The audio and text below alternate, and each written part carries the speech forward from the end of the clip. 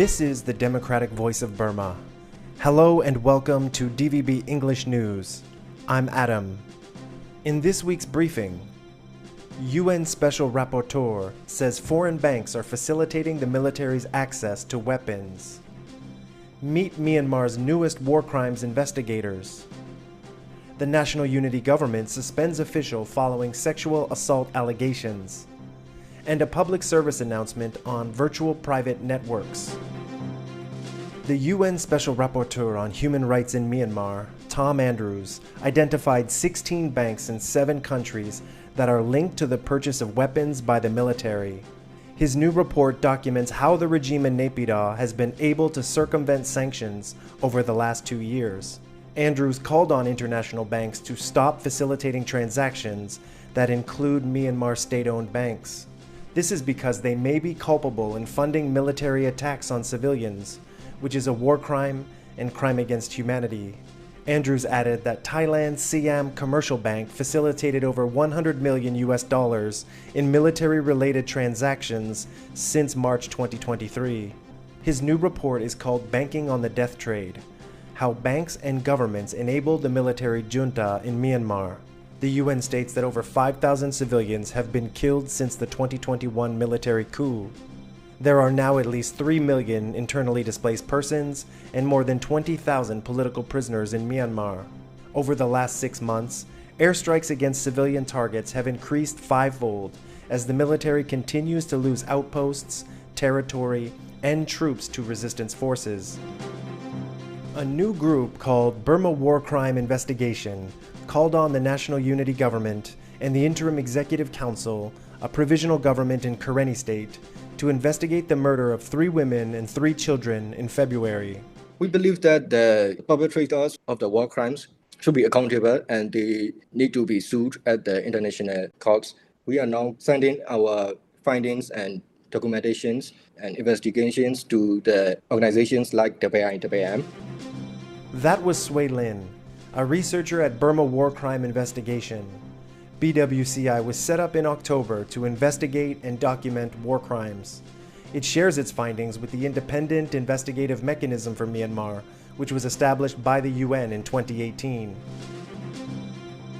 The NUG suspended its representative to India, Salai Isaac Ken, on Tuesday following allegations of sexual assault. The NUG Minister of Women, Youth and Children Affairs, Na Susanna Lala So, told DVB that a commission has been formed to investigate. The Women's League of Burma General Secretary, Nong Momo, said that there have been too many abuses by those in positions of power. Women's groups have vowed to fight impunity and bring justice to victims of abuse. DVB Bureau Chief Momo Myat sat down with Harn Young-Hui, the founder and director of the Euro-Burma office. The two discussed the changing dynamics on Myanmar's front line since the resistance to the coup began 3 years ago. We have always worked to bring people together.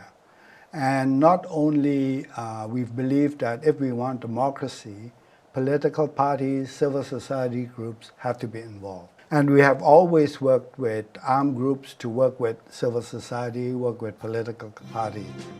DVB Newsroom Episode 12 featuring Harn Young-Hui will be available on Monday, July 1st. Listen on YouTube Music, Apple Podcasts, Spotify, Audible, or Amazon Music. Find DVB English News wherever you get your podcasts. Next up, DVB English News reporter PK has a public service announcement about the regime's ban on the use of virtual private networks. Virtual private networks, or VPNs, are an encrypted service that allows a user to circumvent restrictions on websites and social media platforms. Myanmar's military regime blocked access to several websites and smartphone applications since the 2021 military coup. VPNs have become important for netizens to access their social media accounts, including Facebook. Several free VPN services were restricted by an order from the regime Ministry of Transport and Communication. Since then, netizens in Myanmar have had difficulties using trusted VPNs on their smartphones. It seems only a few VPNs are blocked. Please be sure to use a trusted VPN service. To find more information about which VPNs are working in Myanmar, please go to www.vpnbook.com. That was DVB English News reporter PK. And that's it for this week's briefing. I'm Adam. Stay tuned every Friday for the weekly briefing podcast. Find DVB English News on X, Facebook, Instagram, Threads, and TikTok. Subscribe to us on YouTube. Thanks for listening.